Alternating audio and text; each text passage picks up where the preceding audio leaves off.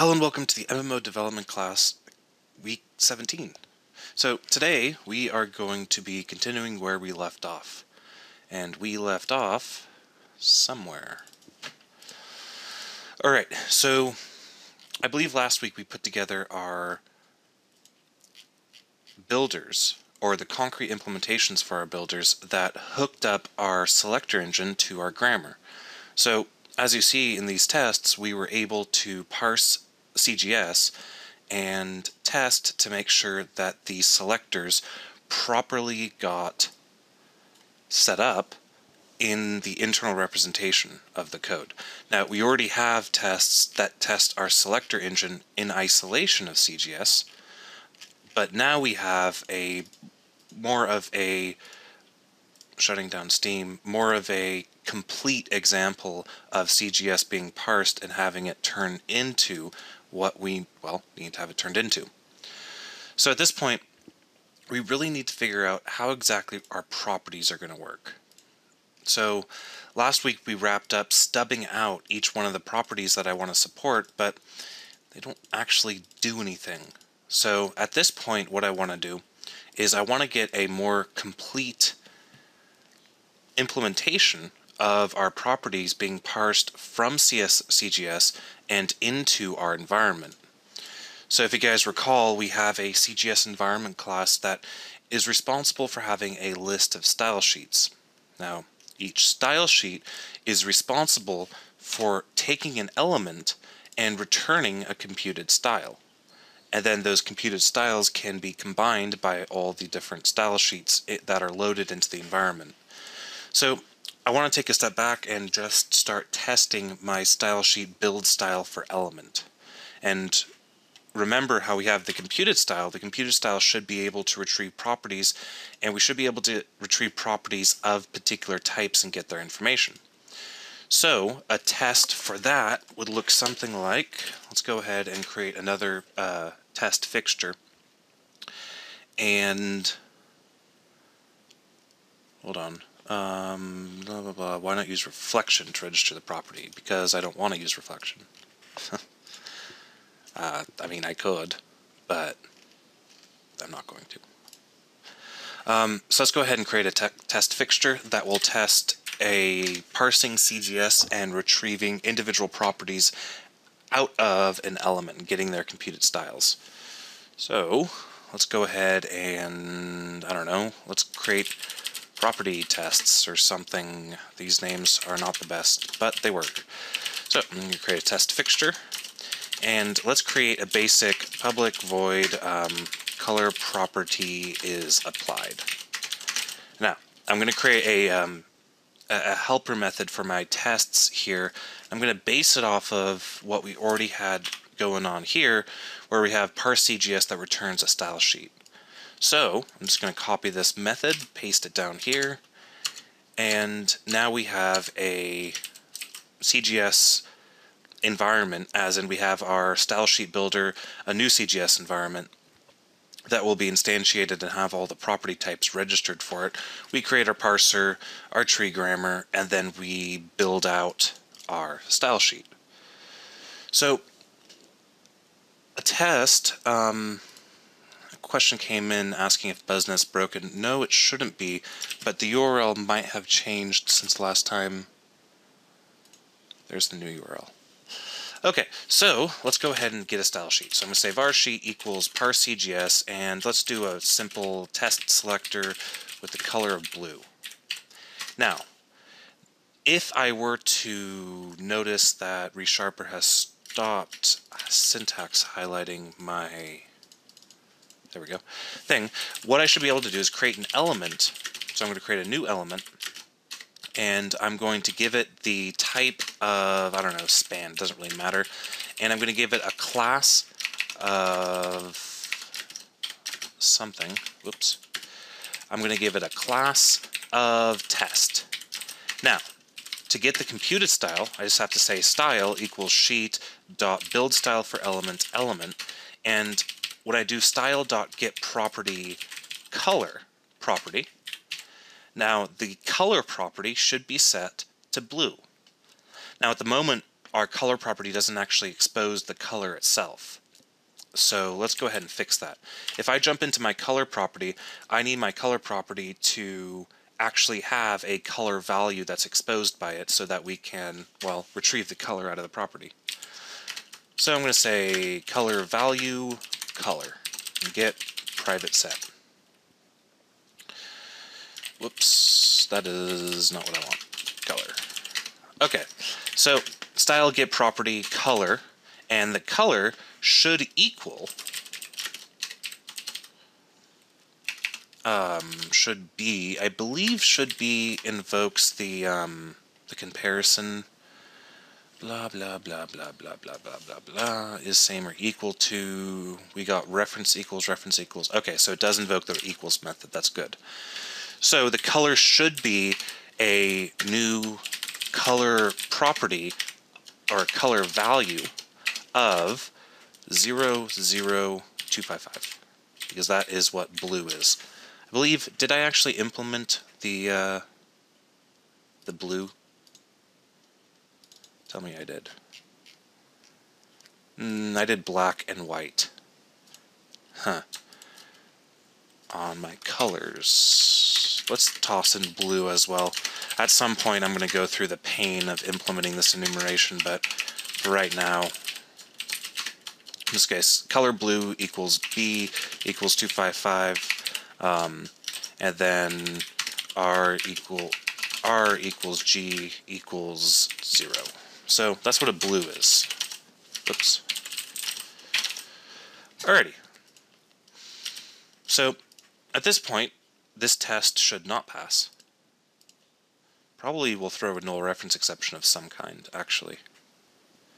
Yep, we get a null reference exception. That's because our build style for element method isn't actually implemented, as in it returns null. So now we have to come up with a way to match an element for every rule in our style sheet, and we have to build a computed style. Now, building a computed style is actually a little bit more complex than what it might first seem, but for now what I'm going to do is, let's see here. Let's look at our implementation of this. We have get property and try get property on our computed style interface. Okay, so what we need to do is we need to instantiate a computed style object, and we need to pass it along into all of our styles. So I need a concrete implementation of computed style. So I'm going to go ahead and, well, do that. Inside of my engine internal namespace, I'm going to add a computed style class that will represent a style that has been built for an element. And all it does is contains a list of properties, but it's also going to contain some additional logic. It's also going to contain the logic for applying additional properties to this computed style. So let's think about what we need to do to contain this information. We do need a list of properties of some kind, but we also need to know something about weight. For now, I'm not going to worry about it. I'm going to create a backing field of backing read-only list of iProperty properties, and I'm going to completely ignore the concept of weight for now, because we are trying to fix a single test, and that test does not test weight. So we'll just throw out the simplest implementation possible. So we have our computed style now. And what we need to do is we need to have a method on our computed style that allows us to combine additional properties into this computed style. So let's look at how that code will look first before we go ahead and build the interface. We want to know how our client code is going to handle our computed style. So the first thing I need to do is I need to actually instantiate a computed style. So I say style equals new computed style, and then I need to run this style through each one of my rules and apply all of the properties of a rule if that rule has a selector that matches my element. I'm going to offload that responsibility onto the rule itself. So what I'm going to do is I'm going to say for each var rule in rules, rule dot apply style, and then I'm going to return style. Now, that means that this is now like that, and so on. So, a style sheet simply loops over all of the rules inside of that style sheet and tells each rule to apply a particular style. The reason I'm offloading responsibility to the style to know whether or not it matches a rule is actually because I am thinking a little ahead. I know that the weight of a property being applied is determined by which style or selector matched that property. Because you remember, rules can have multiple selectors, and we need to know what exactly the selector was that matched our element before we can apply the styles. So in my rule apply style, I actually also need to pass in the actual element. So let me add that as a parameter here. So now I have an apply style method that takes in an element and a computed style. What it's going to do is it's going to check to see if any of the selectors match this particular rule, and if they do, it's going to apply all of the properties in this rule onto that element. Does that make sense to everyone? Let's take a look at the code first. So I'm going to say var matched selector equals selectors dot first or default s dot matches element.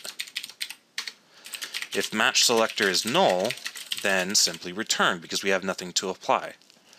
Then I'm going to loop over, I'm going to say style dot, and now I want to apply all of the properties on this rule into that computed style because we now have a selector that's been matched.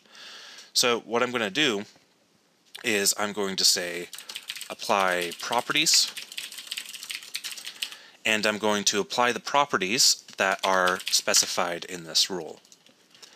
So my computed style doesn't yet have an apply properties method, so let's go ahead and create that and see how it looks. Now, the apply properties method is going to loop through all these properties, and now we have to do some work.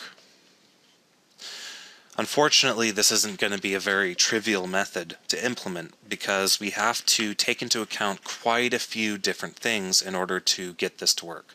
So I'm going to loop through all the properties. First of all, I'm going to say for each var new property in properties, and I need to know if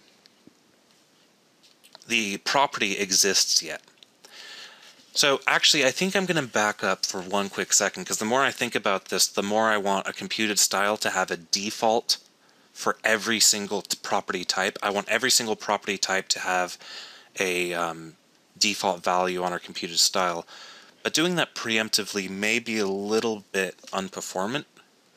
So maybe instead what I'm going to do is, instead of having a private read-only list of iProperties, I'm going to have a private read-only dictionary of iProperty type iProperty. And that necessitates that I change my method up here that returns a list of properties to just return properties.values. And it also necessitates that I change my instantiation of properties. So now what I can do is I can say iProperty old property, and I can say if not properties try get value new property dot type out old property. So if we did not previously have a property in existence, what we need to do is we need to instantiate a default property and then tell the property we're passing in to set itself to the thing and this stuff. And I hope I'm not already confusing everybody. Let's just see how this code looks. So if we don't already have a property, what I want to do is I want to say old property equals properties at new property dot type equals new property dot type dot create.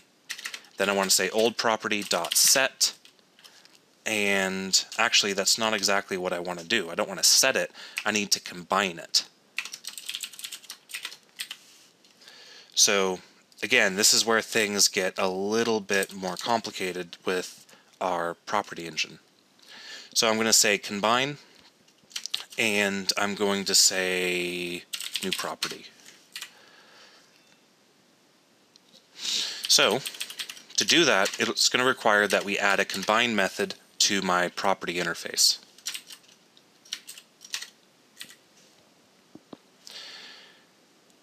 Now, at this point, after applying all those properties, I am pretty much good to go.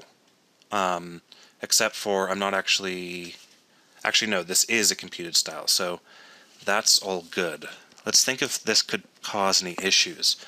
We instantiate our computed style for every time that we build a style for an element, so the fact that computed style is mutable shouldn't cause any problems.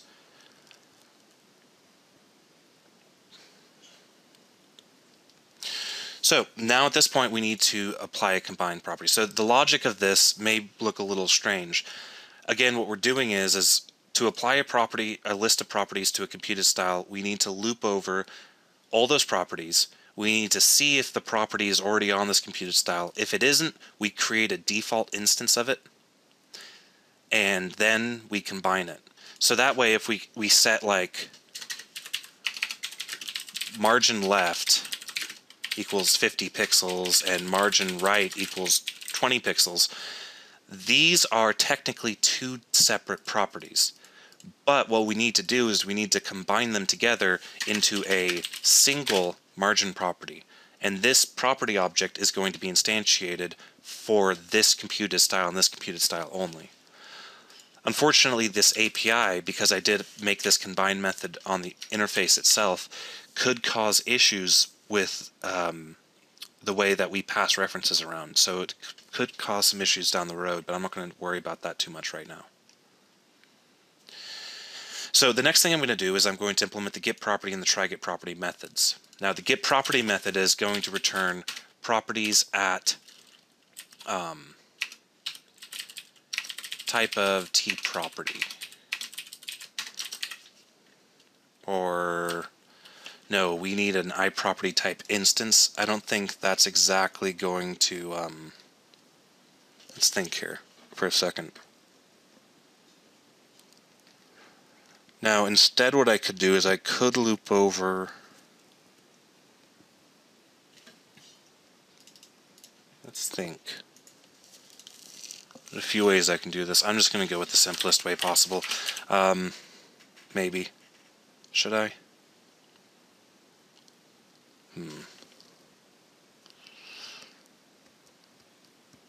Okay, I'm going to change this from being a dictionary of iProperty type to being a dictionary of type.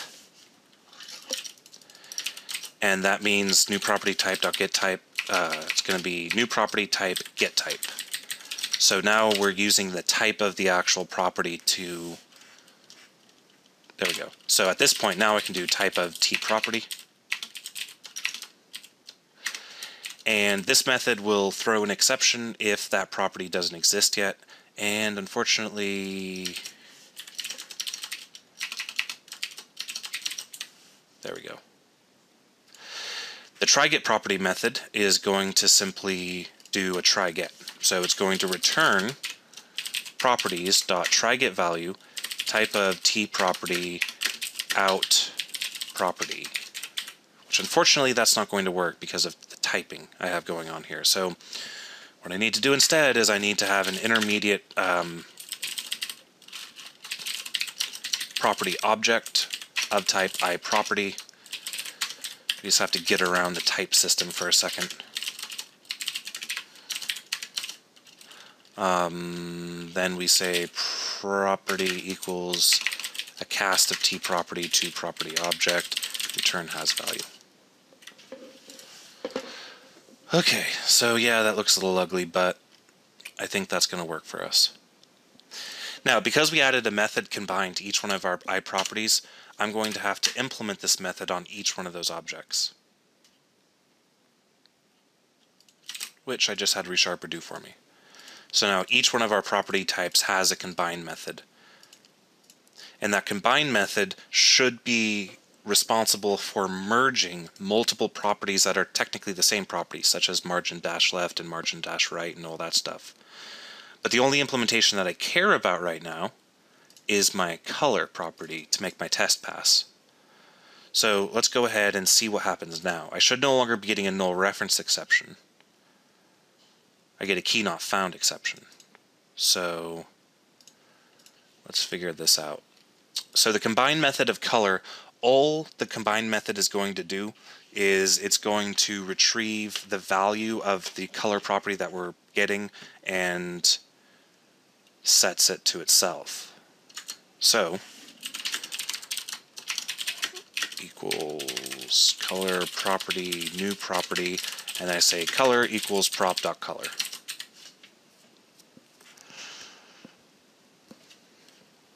Now, unfortunately, I think this will also cause the same exception, because it looks like we're hitting an error right here where a properties dictionary isn't actually getting set properly. So let's figure that out.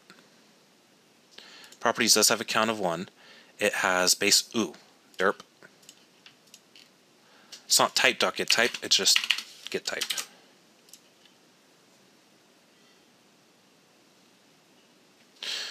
Alright, so we're getting somewhere. Expected object to be RGBA002551, but found null.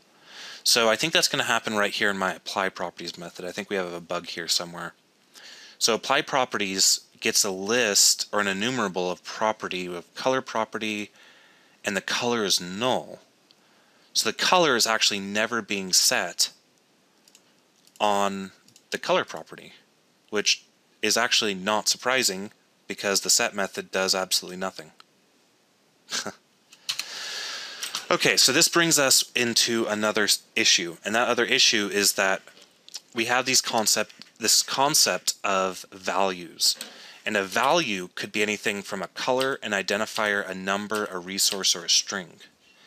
Now, for the color property, we can only have identifiers and colors.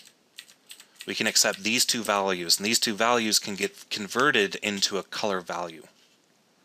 So if it's a color, if there's one and only one color value, then that's good. Then we can just set the color to the value.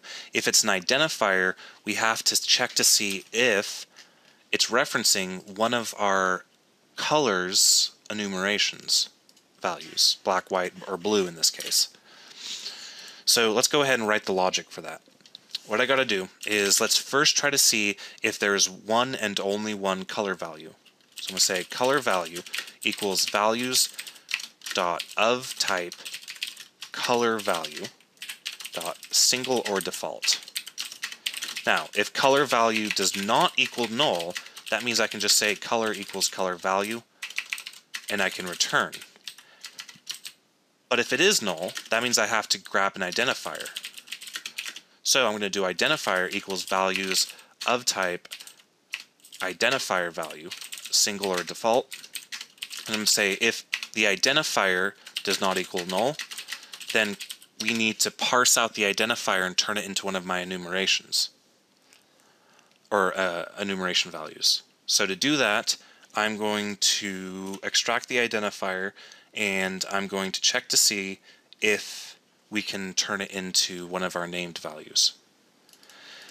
Now, to do that, what I have to do is let's go ahead and write some code that will say enum.tryparse identifier.value, which will be the string name, ignore case true, and then colors color enum out color enum. Now, if this is true, then what I can do is I can say the color is a new instantiation of color value, passing in color enum, and I can return. If any of this is false, I'm going to throw a new invalid operation exception. Color property must be a color or identifier.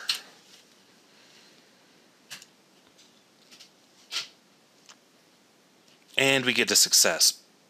But we get a failure up here. So this is interesting. Some of our other tests actually broke. And I think that's because I'm using these, yeah. The color property must be a color identifier. Okay.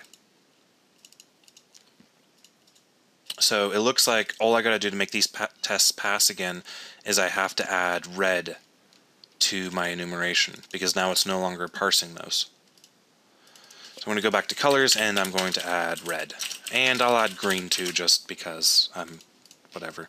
Again, I'll fill these out eventually, but right now I'm just not looking forward to filling all these out again. So red is going to be the same as blue, except for we're modifying the red channel. And green is going to be the same, except for modifying the green channel. So by adding those two enumeration values, we should get success for everything except for color 12 point. Wow, I don't know why I did that. I just set it to color white. Alright. So we have successfully added, or we've successfully, well,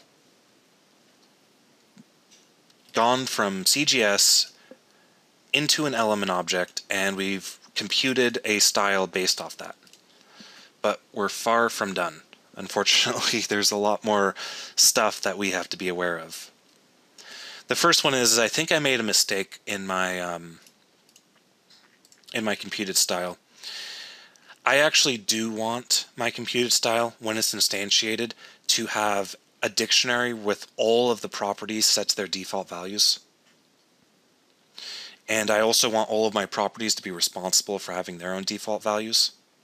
So to do that, I'm going to accept an iProperty type repository as a constructor parameter. If you guys recall, an iProperty type repository allows us to retrieve all the property types that are registered for our environment. Now, I need a way to loop over all of my property types, so I'm going to add another member here, an IEnumerable of iProperty type, and I'm going to call this types. So now that I've done that, I can go back into my computed style, and what I'm going to do is there should be a constructor here that takes in an iDictionary, or alternatively what I can do is I can say type repository dot select, oh come on, whoops, types dot select, and I'm going to do something like new type equals, I'm going to have to introduce a range variable to get this query to work. So I'm going to say from type in type repository dot types, let prop equals type dot create, and then I'm going to select a new type equals prop dot get type, prop equals prop, which is redundant, and then I'm going to say dot to dictionary. The key is going to be the type, and the value is going to be the prop. Alright, so what this code does is it loops over all of my registered types, it instantiates the default property for every type, and it stuffs it in a dictionary. So let's go ahead and test that real fast. I'm going to jump all the way back into my property tests, and I'm going to create another test. And this one is going to be default color property is applied. And what I'm going to do is I'm going to modify this selector so that it doesn't match this element. And then what I want is I want the default color the default color to be the color of the computed style, which I'm going to just do colors.black. I want black to be the default color value. Okay, so it looks like I actually forgot to implement my enumerable that returns all the types on my CGS environment. So let me go ahead and do that real fast. All that's going to do is return property types. Looks like I forgot to do something else. Oh, yeah, I forgot to pass the environment into my computed style, which unfortunately my style sheet itself does not have a reference to my property repository. So I'm going to have to add that in as well. So I'm going to say I property type repository, property types, and then I'm going to just pass this along right into my computed styles constructor. Because I just modified a constructor, that will now fail. But fortunately, I already have a reference to this. Wait a sec, what? Oh, derp. So I'm going to pass in my type repository into that. Okay, so this test should fail because this should be null. But instead, we get an argument exception, which was not expected. So let's see what happens. Argument exception. Item with the same key has already been added.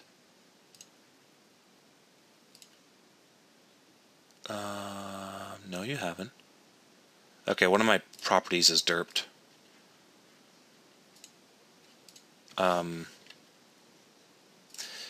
Let's go ahead and I'll add a breakpoint onto this bit of code right here. I'll debug the test and I'll find out exactly what's going on here. I think I messed up one of my type creates. Type create, that returns a background property. Background property dot get type dot full name should be property types background property.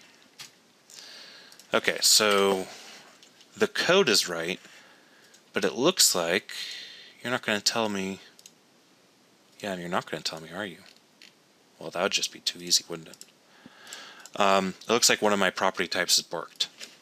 So let's do this the hard way and open up all my property types and make sure they're all instantiating the correct thing. Word wrap, width, top, text clipping, text align, selection color, right, position, padding, overflow, offset, margin, left. There we go. My image position properties factory method was returning a height property for some reason.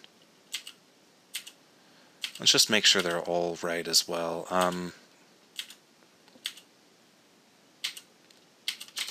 There we go. Okay, so my bad. There we go. That's what I wanted to see. So now I have to go ahead and set up the default of my color property, whatever I want that to be. And to do that, it's very easy. All I gotta do is go into my color property, add a constructor, and all the constructor is going to do is instantiate one with a new color as black.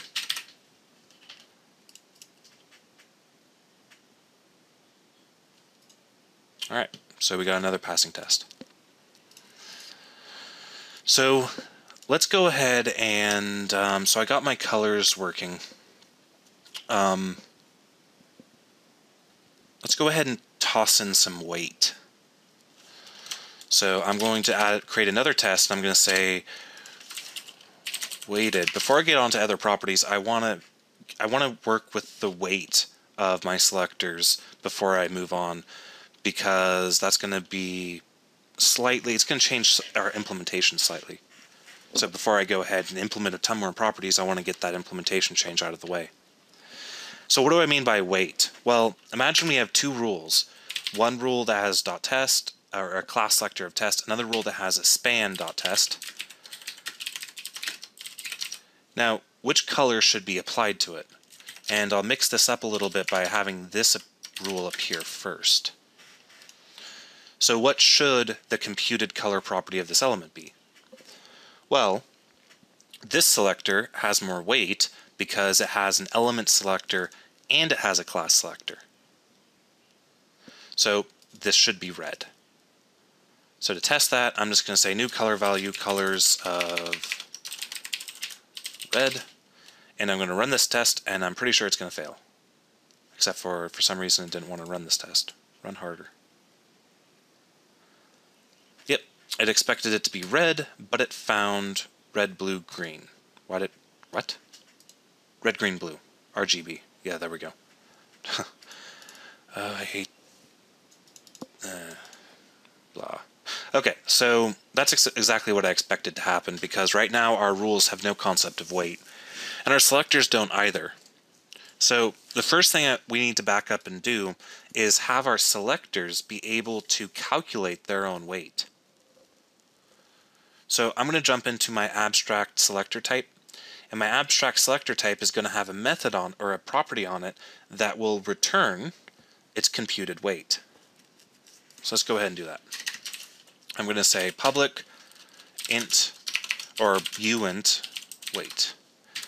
And what's the weight? Well, the weight is always going to be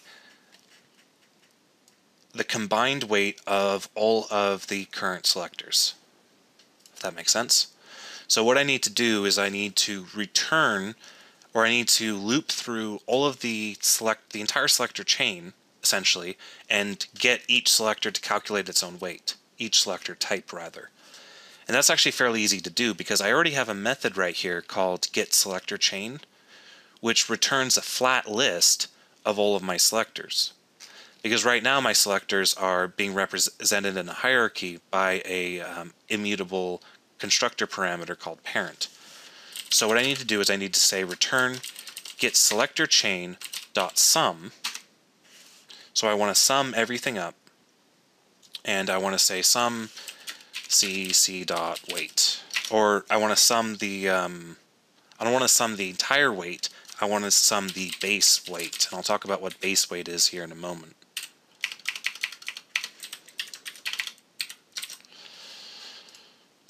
Now I could implement this a little bit fancier, to be honest. I could implement this with a little bit of recursion. I could say return base weight plus parent does not equal null, parent.weight 0.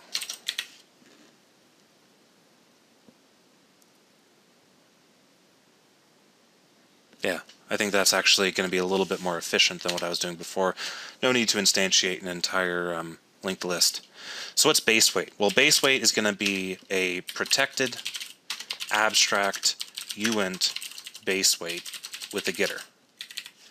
So that means each of the individual selector classes are responsible for calculating their own base weight. So I'm going to say implement in children. So now I have to implement my ID selector, my element selector, my class selector's base weight. Now, the problem is that I actually have not entirely memorized the exact weighting for CSS. So for now, what I'm going to do is I'm just going to go with the basics. ID selectors have the highest weight, class selectors have the second highest, and element selectors have the third highest. In addition, our pseudo selectors have their own weights, but I'm not going to worry about pseudo selector weight quite yet because that introduces even more complexity. So let's start off with ID selector. The ID selector weight, again, like I said before, is going to be the highest amount. So I'm going to go ahead and say return a weight of 3 for every ID selector you get. An element selector has the lowest, so I'm going to say return a weight of 1, and a class selector has the second lowest, so return a weight of 2. Now, the relationships between selectors also affect weight, but I'm trying to keep things as simple as possible to be relatively close to CSS and intuitive, and not completely convolute the implementation of this. So I'm going to leave it how it is. We can now calculate the weight of every selector relative to the other selectors around it. So to bring that calculation into our code base, I've got to jump over into my my style sheet, my rules, and what I need to do is I want to, first of all, I want to select the selector that has the highest weight. So I want to order by descending weight. So I'll select the first selector that has the highest weight that matches this element. Next up, I have to pass the weight into my style apply properties method so that my computed style knows what the weight is of the selector that matched this element. So to do that, I'm just going to do matched selector.weight, and I'm going to have ReSharper generate a weight parameter. So now that I have my weight parameter, I can bring that into the calculation of my properties. Also, this is no longer any, I don't need any of that. What I could do instead, because I'm looping through all of my properties and instantiating their defaults, I can always say old property equals properties at type of new property, or yeah, type of, or new property dot get type, sorry. Okay, so what I need to do now is I need to determine if my new property can override my old property. So I need to determine if my old property was set with a higher weight or a lower weight than my new property, which means I'm actually going to have a type, an additional type that carries with it a property and a weight, so I can record what weight that property was previously set as. So to do that, I'm going to just toss in a class property item, and I'll do public iProperty property and public uint weight. So property item, I'm going to go ahead and change my dictionary to return property items, and that's going to break some code. First bit of code it's going to break is my IEnumerable properties. I now have to return values.select t.property because I need to select out the property that I'm returning and not the weight, because I don't want the weight. The next thing I need to do is, instead of selecting v.prop, what I need to do is I need to select out a new property item.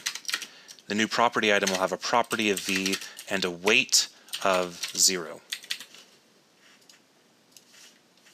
Or whoops. There we go. Next up, my getProperty method. I'm now actually returning property items. So I'll say var item equals that, return tProperty at item.property. And my try-getProperty breaks as well, which means instead of retrieving a iProperty property object out, I retrieve a property item, and I cast property object.property, which possible system null reference exception, that is, really? No. Oh, well, yeah, kind of. But it shouldn't. It won't happen. You'll see. So the next thing I got to do is down here on my apply properties method, I need to detect if the old property can override the new property. So I'm going to say var can override equals old property dot weight is smaller or equal to the new weight.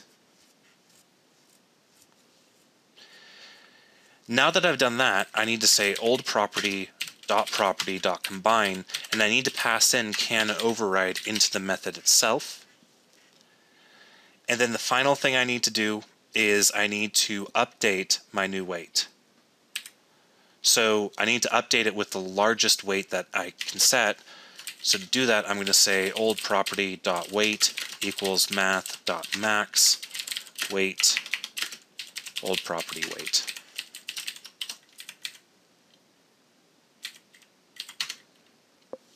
Okay, finally, I can now add the can override method, or sorry, parameter to my thing and have Visual Studio go all white on me. There we go. I can add the can override parameter to my combine method, which ReSharper just did for me. So now I can jump into my color property and I can actually use it. Okay. So let's talk about the rules of what I'm about to do. The combine method gives you a property and a boolean indicating whether or not that property is capable of overriding you. Now, the thing is even if the new property can't override me, if I didn't previously set a value on my color, then it still can override me, if that makes sense.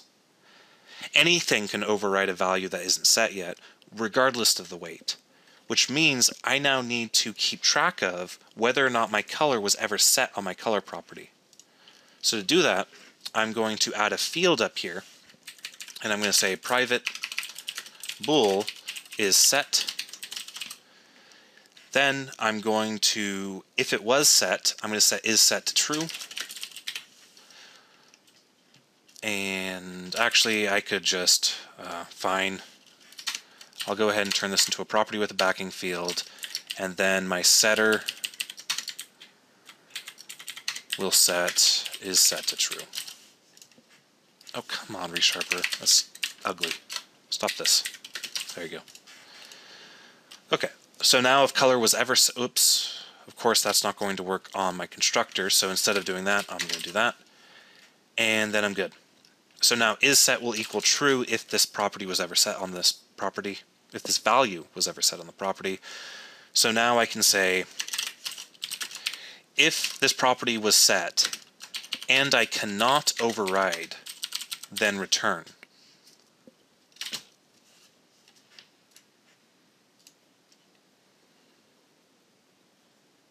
And we get success.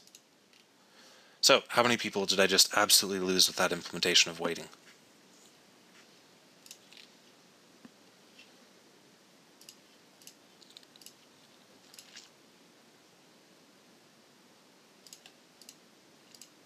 Is anybody still here? Or is BuzzNet dead? No, BuzzNet's still there. Alright, well, fortunately that was one of the more complicated things that we're going to have to do, is implement waiting.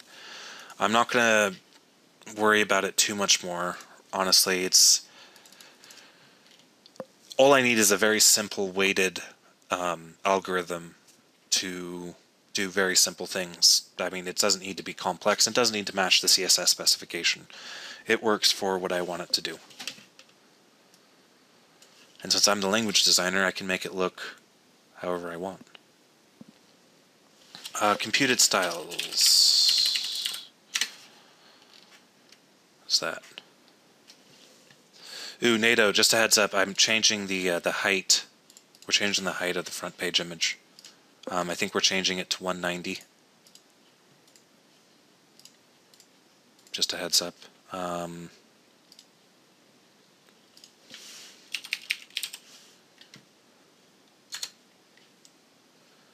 Something like that.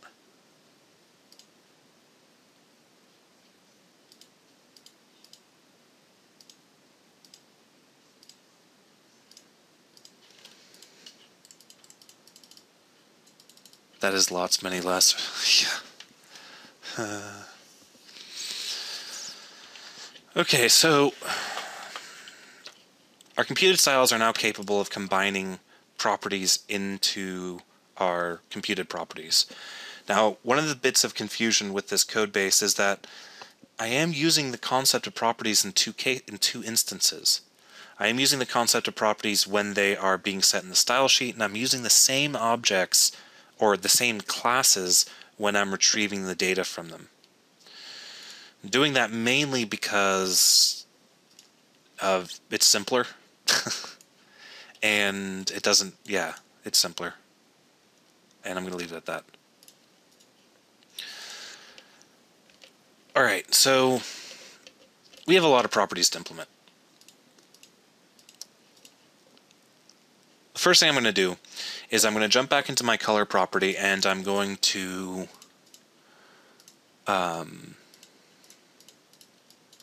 because now that I've done my color property, I can also do my background property, which is very similar. And what other one is very similar to that? I think it's just going to be that, and it could be cursor color property. Cursor color property is the same thing, I believe, and selection color property is the same thing. Okay, so all four of these properties are incredibly similar. So let's see about writing some code that will make it easier to work with this. I'm going to create a base type.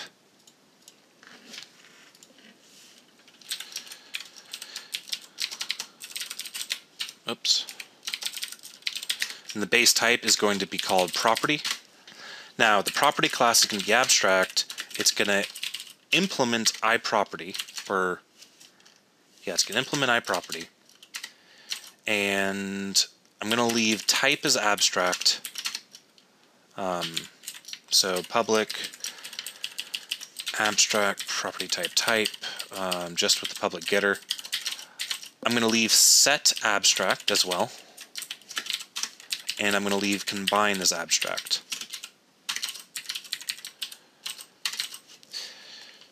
But what I am going to do is I'm going to add in some helper methods that are capable of parsing out different values. So I need to I'm going to write a method for retrieving color values. So I'm going to say protected color value, get color value. And it's going to take in an IEnumerable of I values. And I'm going to say bool, let's do is single equals true. Now, the get color value is going to look a whole lot like what we've already implemented right here. So let's go ahead and copy that, paste it here. So in this case, what I'm going to do is I'm going to return true, return color value. If it's an identifier, I'm going to return a new color value. If it's nothing, I'm going to return null. And then the is single is going to make it so that if there are multiple multiple values, that'll throw an exception. So what I'm going to do here is I'm going to say if values.count, or let's short circuit it. If is single and values.count does not equal 1, then throw new invalid operation exception, expected color, or identifier. Or how about named color? That sounds better. And then at the end, I will throw a new invalid exception saying that expected color and named color. And then I'm going to change single or default to first or default. So now the get color value will significantly clean up our code, or at least our color property code. So now I can jump back into color property. I can make it so I now inherit from the property abstract type, and I now have to add the override to all of you guys, of course, because, wait a sec, do I even, hold on, yeah, it's gross, but still, it doesn't matter. And then I'm going to change this entire method to be color equals get color value values.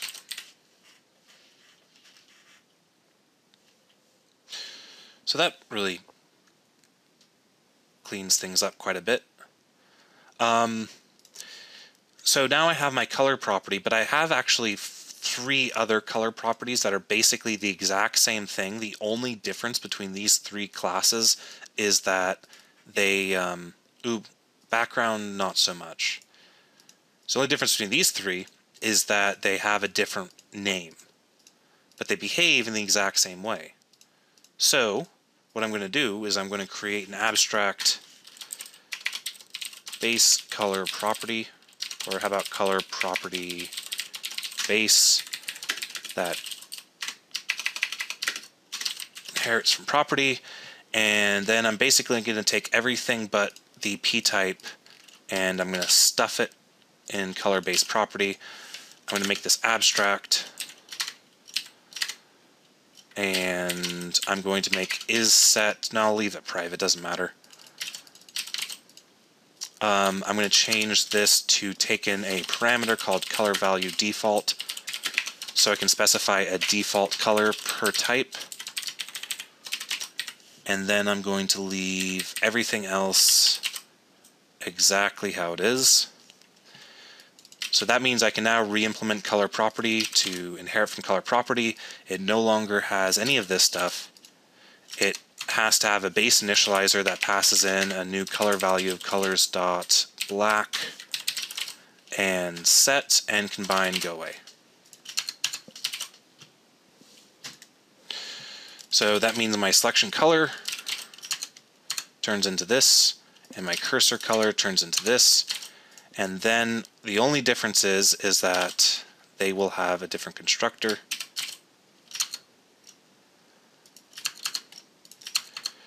Selection color is going to default to blue. I don't really care.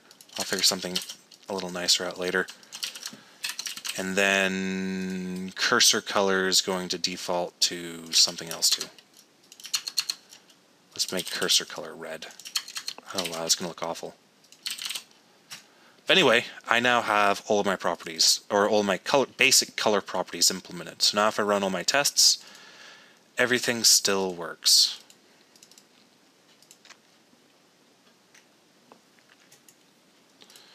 Alright, so how's everyone feeling?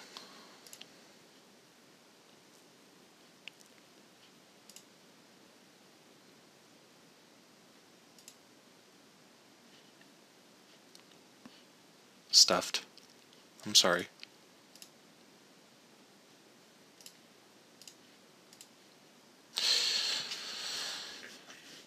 Alright, so we now have basic color properties being applied. We have a property base type, a color property base type, and we've implemented 3 of our properties. So that's cool, but now we have a lot more. So the other kinds of things that we have to deal with are going to be the background. There's not a whole lot we can do. Background we'll have to write manually, but things like border offset, border we'll have to do manually, but things like border offset and overflow and padding and margin, these can all be combined together as well into a single base type. So let's take a look at that. Let's take a look at doing those after break. So I will be right back. Alrighty, so let's go ahead and do our margins. This can be a pain. Okay, so let's jump over into our property tests, and I'm going to do another property. Let's do margin property is applied, and let's start off with something simple. Let's do margin 10 pixels. So that means the margin property should have a left, top, right, and bottom of 10 pixels. So we need a left first. Well, let's go ahead and just do those quickly. Let's add the actual properties into our margin property. That will allow us to retrieve the data that was set on them. And so again, that's going to be public numeric or number value left, right, top, and bottom.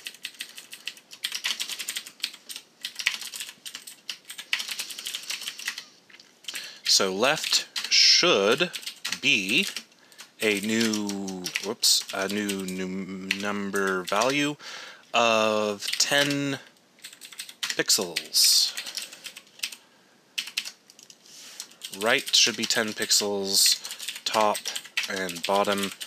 And then let's clean up the code just a tad. I'm going to go ahead and alias this out into a variable. Alright, so left, right, top, and bottom all should be 10. However, if I go ahead and run this test, it should fail spectacularly. Or better. Yep, there we go. Expected object to be 10 pixels, but found nothing. So let's start off with our defaults. I want left, right, and top and bottom to default to 0, but we'll actually be running into an issue. This is the first property that we're implementing that has more than one value inside of it, which means that having a simple isSet flag, like we do on our color, is not going to cut it. We actually need to know if any of these are set. So I'm going to introduce the concept of a enumeration, and that enumeration is going to represent a direction of a numeric value. So I'm going to introduce in value objects, I'm going to introduce, not enum1, that's a terrible name for an enum. I'm going to introduce numeric direction. And we're going to have left, right, top, and bottom. That will simplify our margin property code significantly, because now all I need are two dictionaries, one to contain the values and one to contain the flag to determine whether or not something has been set. So let's start off with a private dictionary, or how about a private read-only dictionary of numeric direction, comma, number value, and we'll call these values. Then I'm going to introduce a private read-only, how about a hash set of numeric directions, and I'll say values set. Now in my constructor, I'm going to initialize values to a new dictionary, and I'm going to say left is 0, or sorry, a new number value of 0 with a unit of none. Top, right, and bottom.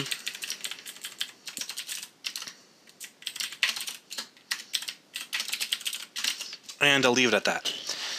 And then, so what I can do now is I'm going to keep values set as basically blank. I'm just going to instantiate it, and that's it. Okay, so now we can detect if any of our things are blank and what their values are. What I'm going to do now is I'm going to override my implementation of left, right, top, and bottom to look something like this. So the getter is simply going to return values at left.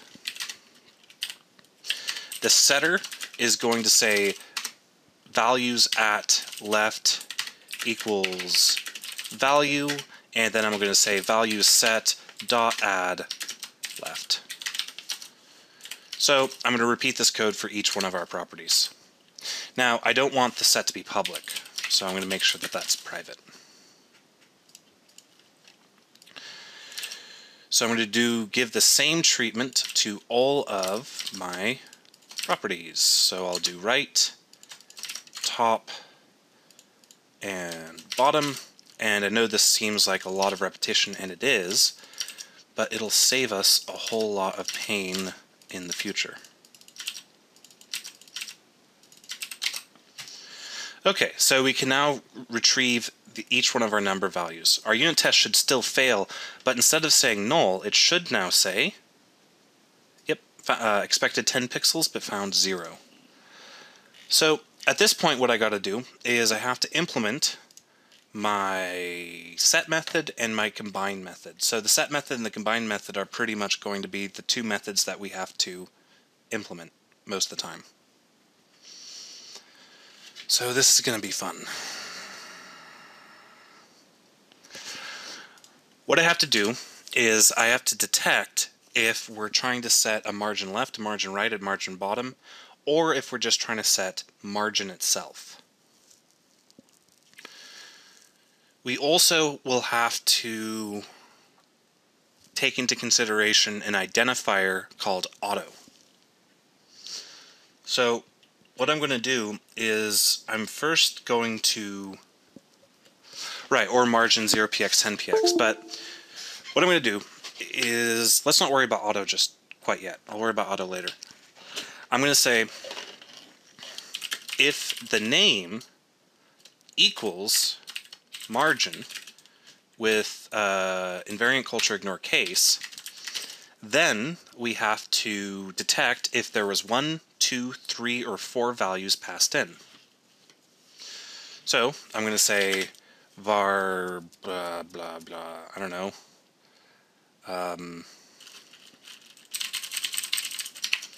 val list dot to list, just so I can do that real fast. And then I'll say if val list dot count, or actually I'm going to say values dot cast numeric or number value dot to list. And what that's going to do is it'll throw an exception if any of the things passed into margin were not a new number value, because if they're not, that's an error.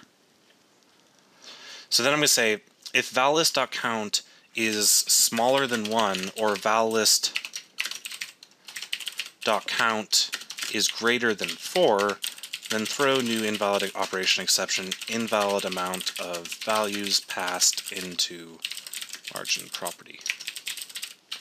Now, we will be making some better error handling in the future. I don't want to toss a bunch of exceptions to the user, but for right now I'm not worrying about that. I just want to get the implementation working.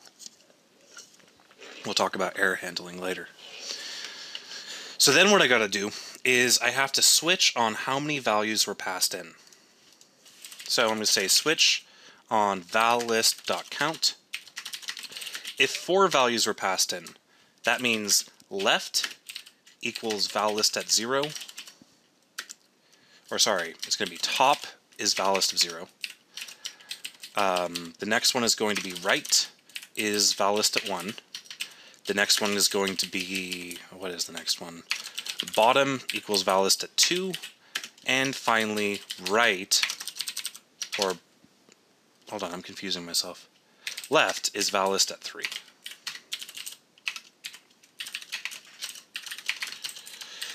Okay, so what about 3? If they passed in 3 values, what are we going to do? Well, the top is going to be 0, the right is going to be 1, and the bottom is going to be 2, and the left is going to be ignored. Now, what if they passed in 2? Well, if they passed in 2, that means the top is going to equal the bottom for the first value, and the right is going to equal the left for the second item. And what if they passed in 1? Well, if they passed in 1 value, that means the top is going to equal the bottom, is going to equal the left, is going to equal the right.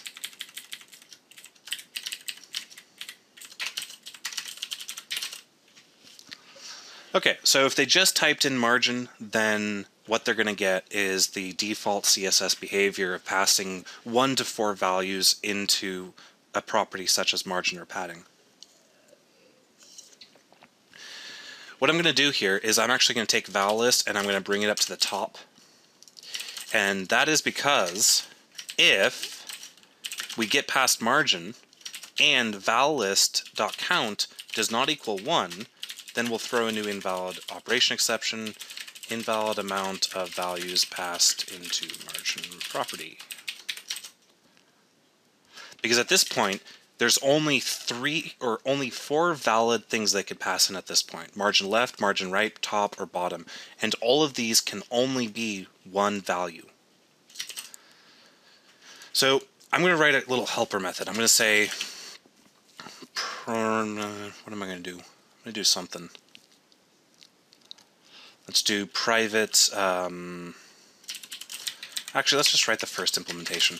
I'm going to say if name equals margin left, and then I'll turn it into a method.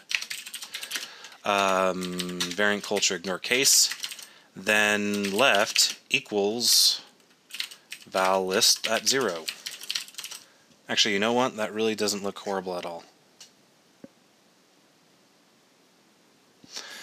But I also, yeah, I'm just going to leave it at that. Why not? Because at that point,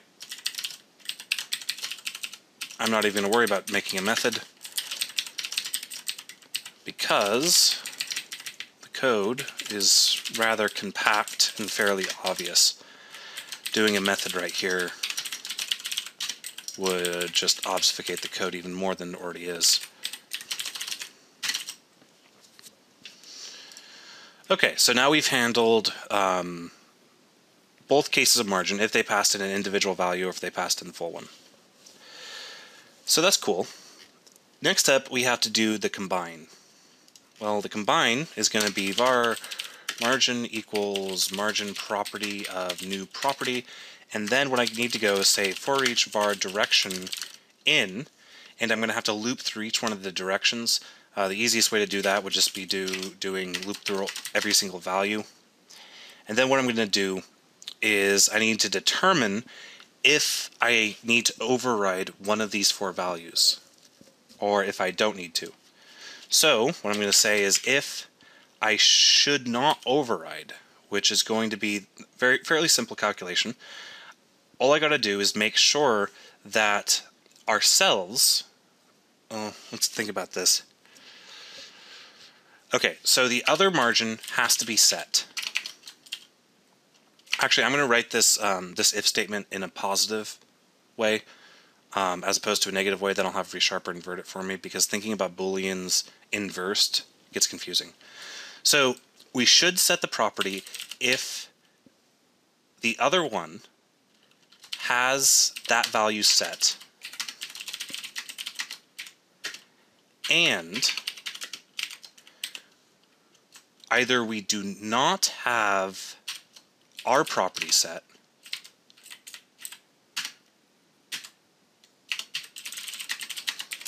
or we can override. Whoops, direction.key. And then I'll have resharp or invert it for me. So now it's inverted. I'll just toss in a continue, and I'll move along my thing, and I'll say values at direction dot,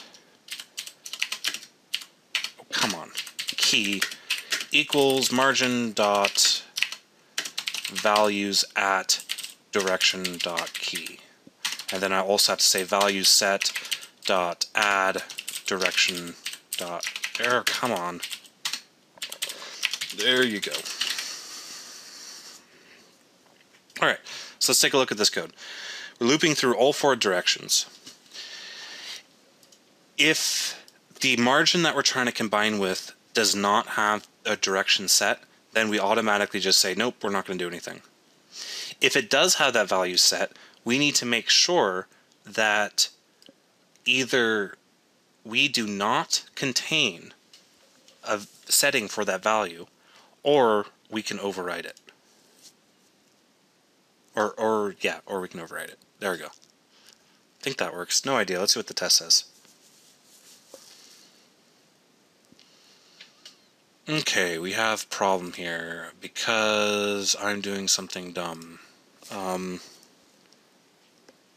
Oh, really? You're gonna do this to me in front of everyone?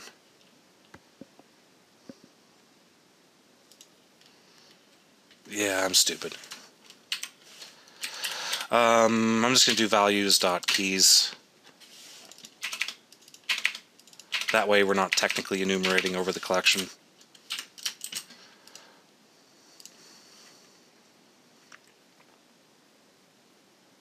I guess we still are technically enumerating over the collection.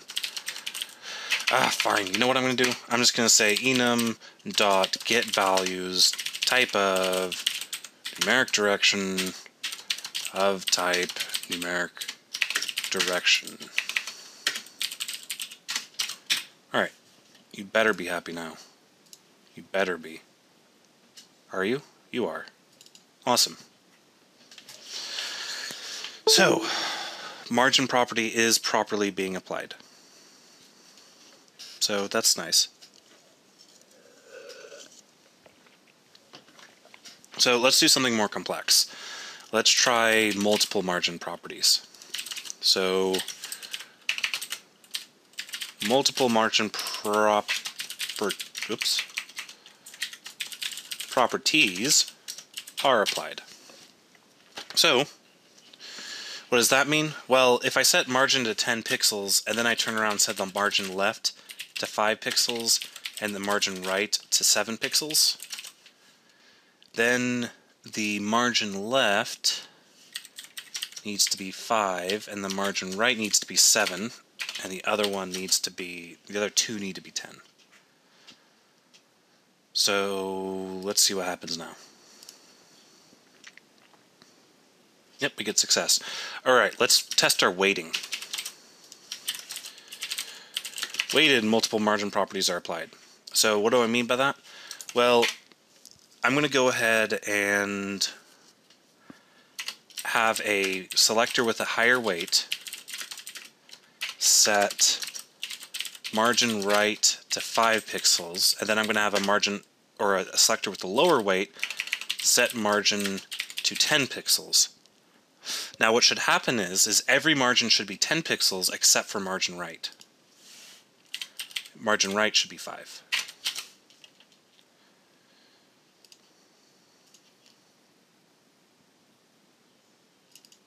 Hey, that works. Alrighty, so how's everyone doing?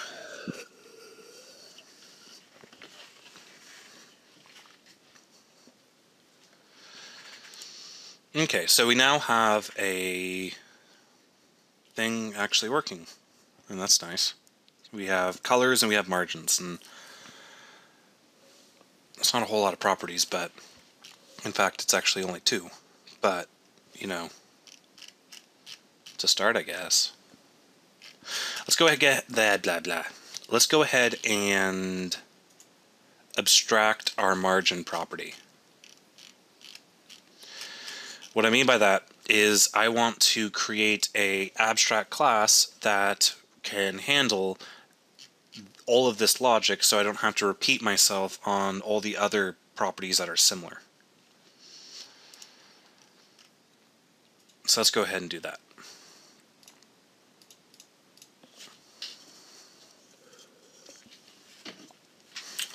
I believe in the last code base I called this quad numeric property. Let's call it quad numeric property base, just to follow the convention we did with color property base. And he's going to inherit from property. Then what I'm going to do is I'm going to copy and paste pretty much all of this code.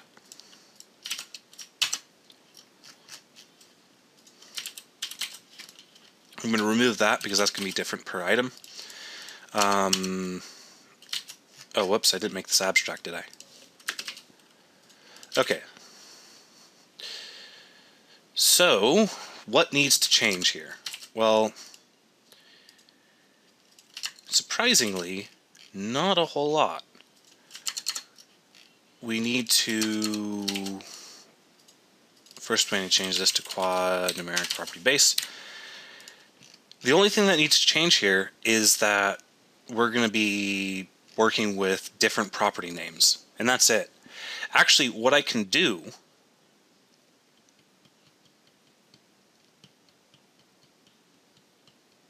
let's do this instead. Check this out. I'm going to take all this code, and then I'm going to stuff it on the end of a else, and then I'm going to remove that check to see if it's margin. And then instead of doing name.equals margin left, I'm going to do name.ends with dash left, and ends with dash right, ends with dash bottom, ends with dash top. And then if it doesn't match the left, right, bottom, or top, then we know it is the other property, or the main one. And then I'll change this into property. I'll just remove the word margin. So now margin shouldn't appear anywhere, except for it appears right here. So let's do other property. Okay, so now the word margin appears nowhere inside of our quad numeric property base. And as long as whoever inherits from quad numeric property base only has 5 acceptable names, 4 of which end with dash left, dash right, dash bottom, and dash top, everything will just automatically work. So let's see if that's true. I'm going to jump back into my margin property. I'm going to change it to inherit from quad numeric property base. I'm going to remove virtually everything from this class because it's now in a base class. In fact, I don't even need a constructor. So you have to admit that's pretty sexy, right?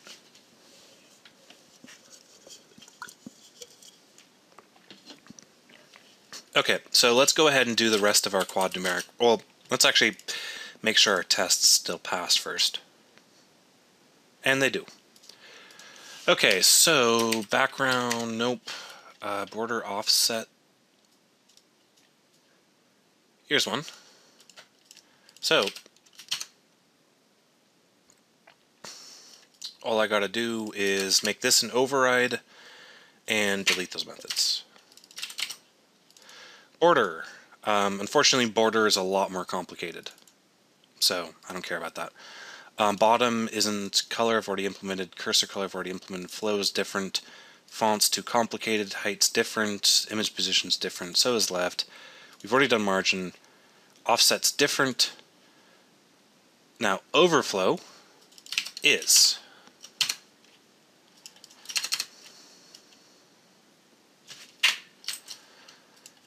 So there is our overflow. Padding is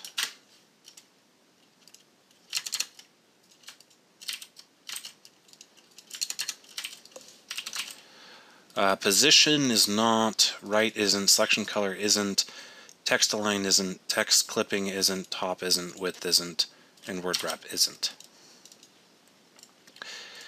So what I'm going to go ahead and do now is I'm going to take my most complicated test, my weighted multiple margin properties are applied, and I'm going to do one for each one of our quad numeric properties. So I'm going to do it for, oh great. Okay, let's go over the list again. Background is not, border offset, oops, what am I doing? I can just go ahead and hit Alt End, and I see a list. So border offset, margin, overflow, and padding. So I need 3 more of these.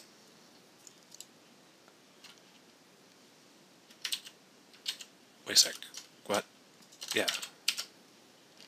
Okay, so we'll have multiple weighted, multiple padding properties are applied. And I'm just going to change this to be padding.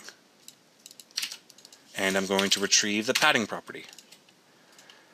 And then let's do border offset.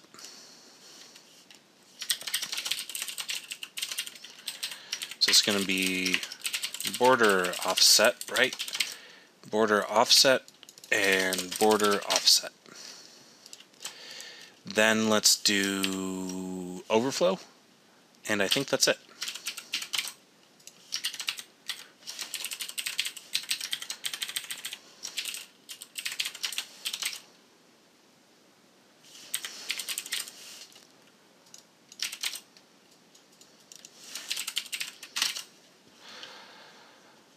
Okay, so now if I go ahead and run all my tests,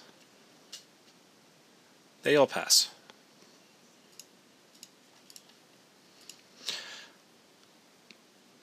Do you ever get a performance hit with inheritance? Not a significant one. I don't want to say something that isn't true, but for some reason I'm fairly certain that whether a method is inherited or not, it still uses the same late binding code or late binding behavior, if I'm not mistaken. As far as what the actual CLR sees, I believe that if you do a thing with the stuff,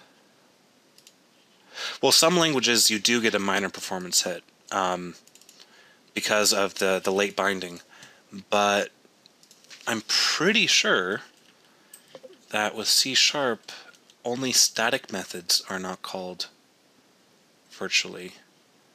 Let's take a look at that. Oh, no, it does not create another object at all. Nope. It's the same object. But if I go ahead and do cgs.engine and let's go ahead and find an instance or an invocation of something like, here we go, this dot property, well, that, let's do, I wonder what that is, IL.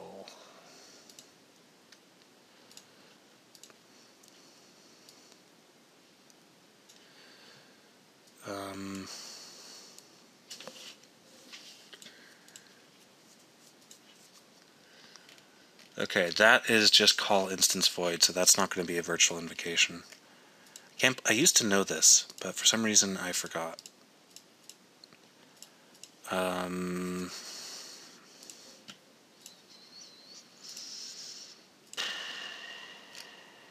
don't know.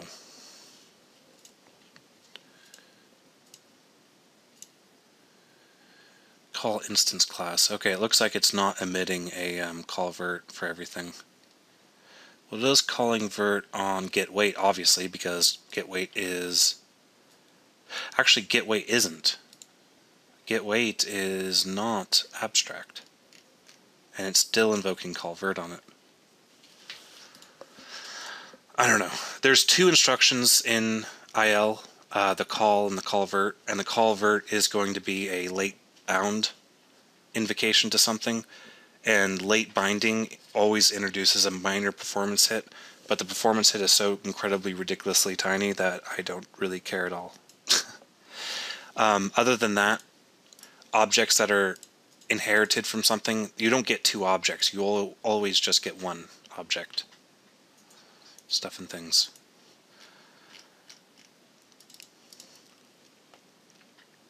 Alright, so let's see here.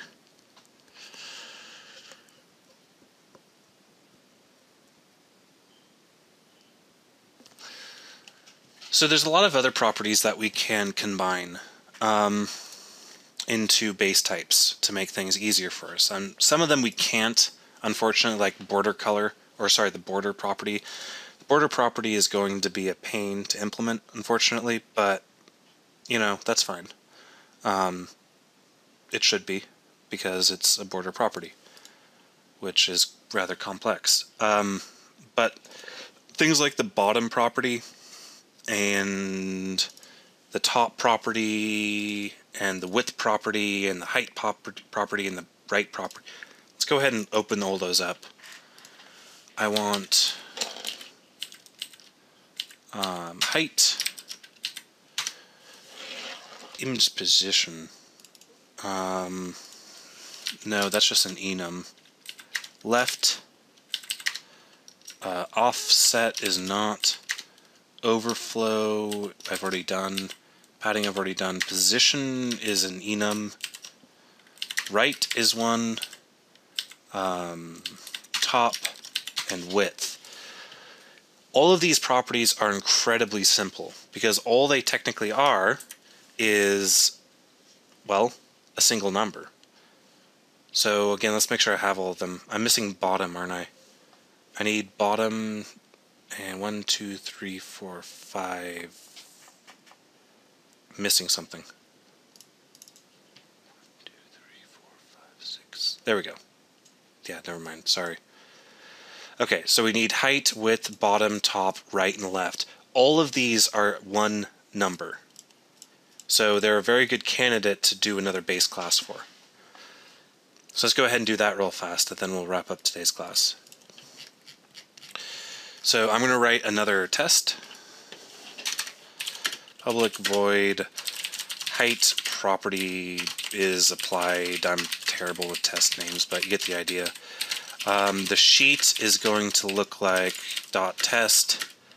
Height is 50. How about say mix things up a little bit and do 50%. Then I'm going to create an element. The element is simply going to be a new element of type div with the class of test.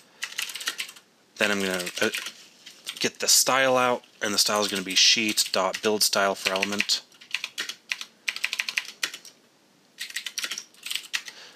Element, and then style.get property height property dot value, which I haven't implemented yet, should be new number value with the value of 50 and the unit of %.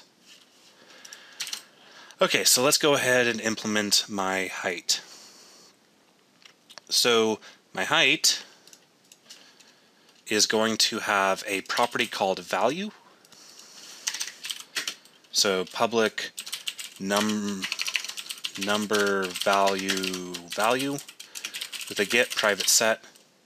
I'm actually going to go ahead and turn this into, I'm going to do the same thing I did with the other one, with my color. I'm going to say value, and then I'm going to say private bool is set. And then if I set it, then is set to true. The constructor is simply going to instantiate a new value of 0 and none. Okay, so what's set going to do? Well, set is going to, first, it's going to retrieve one and only one number value out of the values that were passed in. So what I can go ahead and do is I'm going to make this height property inherit from my property abstract type. Unfortunately, because of the C# language, I have to add the keyword override to everything, which is annoying. And then inside of my property type, I'm going to add a new method for retrieving number values. So I'm going to say protected number value get number value. It's going to take in an IEnumerable of I values with a bool is single, which equals true. So I'm going to say if it's single and values.count or values.count does not equal 1, throw new invalid operation exception expected a numeric value. Now I'm not going to worry about the auto keyword yet. We will be implementing the auto keyword at some point, but not right now.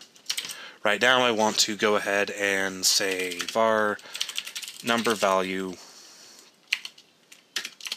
equals values dot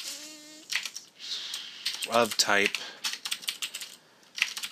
number value dot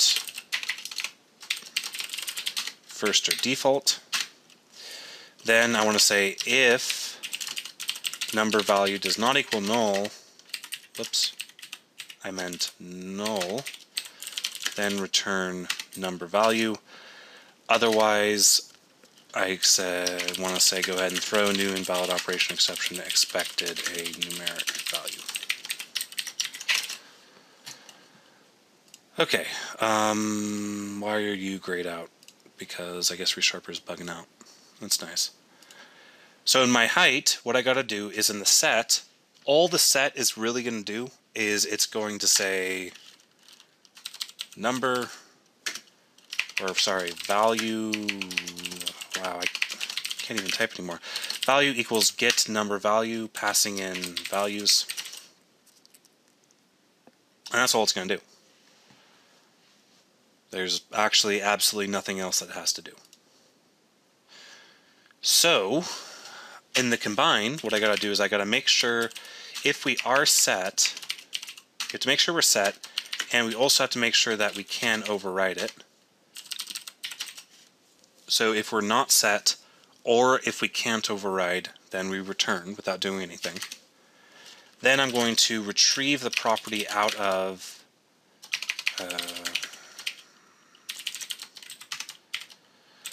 new property, and then I'm going to say if the value is not set, then return, because at that point we're doing absolutely nothing. And then finally, value equals value dot value dot value.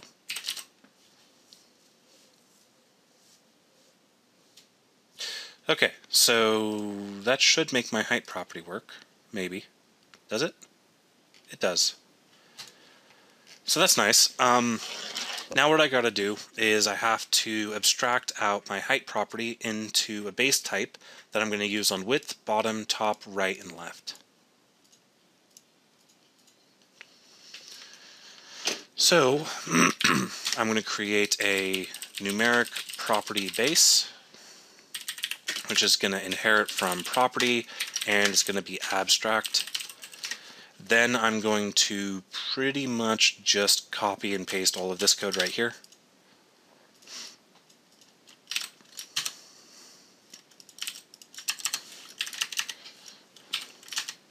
Make that protected. Next up, I gotta change this to that.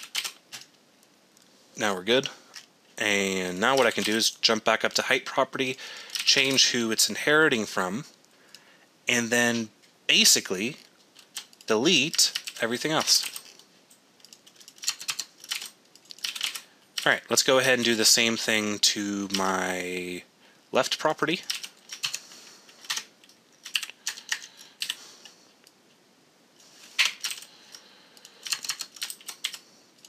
My right property.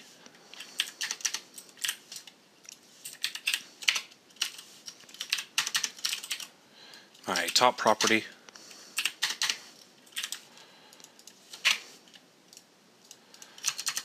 my bottom property,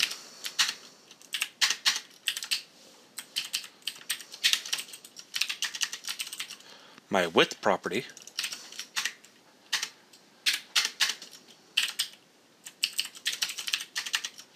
and that's it. So let's go ahead and toss together a test for each one of these additional things I put together. Going back down here, let's do height, width, top, bottom, left, right. So height, width,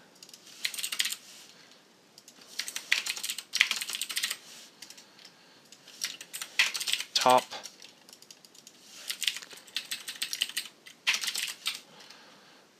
bottom,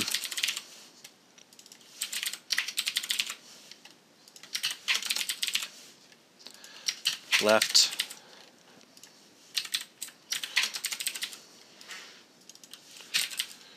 and right.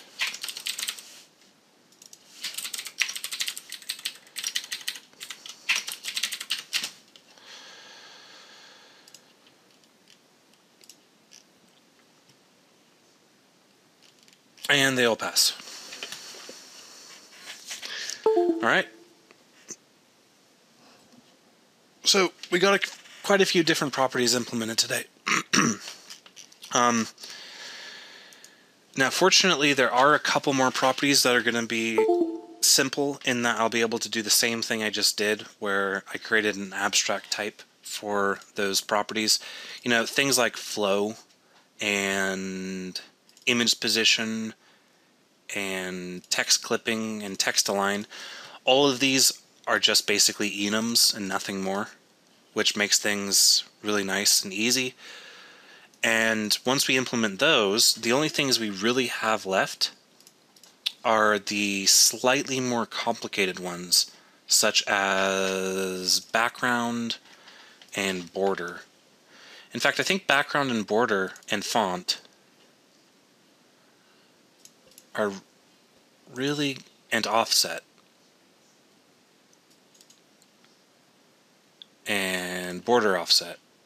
No, not border offset. Just offset, font, border, and background. These are really going to be the last properties that are going to take some more, going to be a little bit more complicated, and we'll have to implement them uniquely. But for everything else, we just have to do one more base type and we'll be done. But today we are about out of time. So, yeah. So hopefully everybody sees where I'm going with this code base, because honestly at this point we now are able to parse out this language, construct these elements, and then retrieve their properties. So I hopefully everybody can see this test and say, okay, well, this is how it would work inside of Unity. Because really all we got to do is we got to create elements, and then we apply those elements to our style sheets, and then we retrieve their properties and use these properties to style a GUI skin. And that's really it.